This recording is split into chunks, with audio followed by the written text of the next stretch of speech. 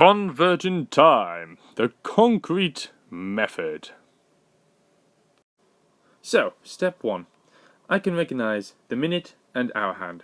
Step 2. I can tell you how many minutes there is in an hour. Step 3. I can move the minute hand one full circle to represent an hour. Step 4. I can move the minute hand and count the correct number of minutes. Step 5. I can move the minute hand a half, a quarter, and 3/4. Step 1. I can recognize the minute and hour hand. On any analog clock, we have 3 hands. Now this one here only has 2. The short hand is known as the hour hand, and it tells you which hour it is.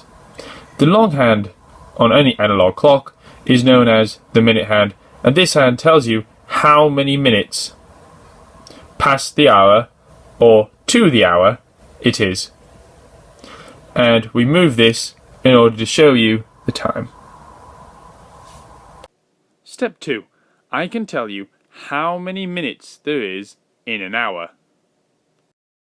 From looking at an analog clock, we can see that the number of minutes goes up in fives. So there's 5, 10, 15, 20, 25, 30, 35, 40, 45, 50, 55, and 60.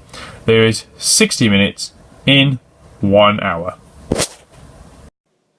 Step 3. I can move the minute hand one full circle to represent an hour. On an analog clock, to show how much time has passed in an hour, we have to move the minute hand. So as you can notice, as we move the minute hand, the hour hand will move from 1 hour to the next. So as we go around and we complete a full circle of our clock, and we go back to 12 or 0 after 60 minutes, the hour hand has moved to the next hour, and that's how we show 1 hour. Step 4. I can move the minute hand and count the correct number of minutes. So when converting time, in this case hours into minutes, we can use this clock to help us to keep track. So for instance, if I wanted to convert 2 hours into minutes, I know that I'd have to move this clock around 2 full circles in order to show 2 hours. So we'll go 5, 10, 15, 20, 25, 30, 35, 40, 45, 50, 55, 60. So that's been 1 hour.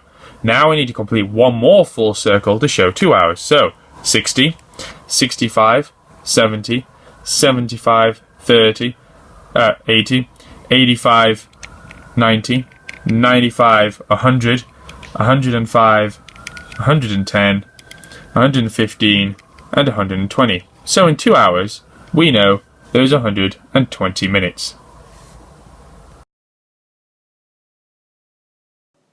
Step 5. I can move the minute hand a half, a quarter, and 3/4. Sometimes, when converting time, you might be asked to show a half, a quarter, and 3/4. For instance, you might be asked to show half an hour, or even 2 hours and 3/4. Well, how do we do that? Well, this goes back to us knowing fractions of a shape. So in this case, we know that half, if it asks us to show half, we know that's exactly half the clock, so half would be up to there. If it's asked us to show a quarter, imagine splitting this shape into different quarters. So first quarter would be there. If we said 2 hours and 3/4, well, after we've done 2 full circles, we then need to count 1, 2, 3/4, so our minute hand would point to the 45.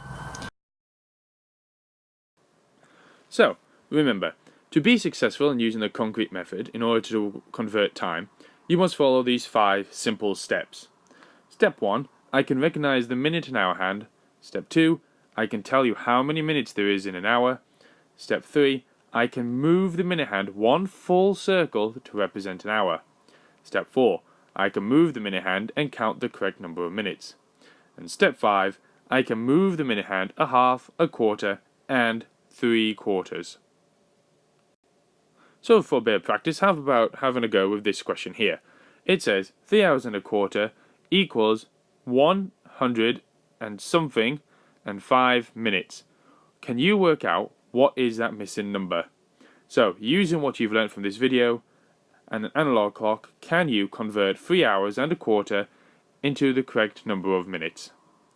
Good luck!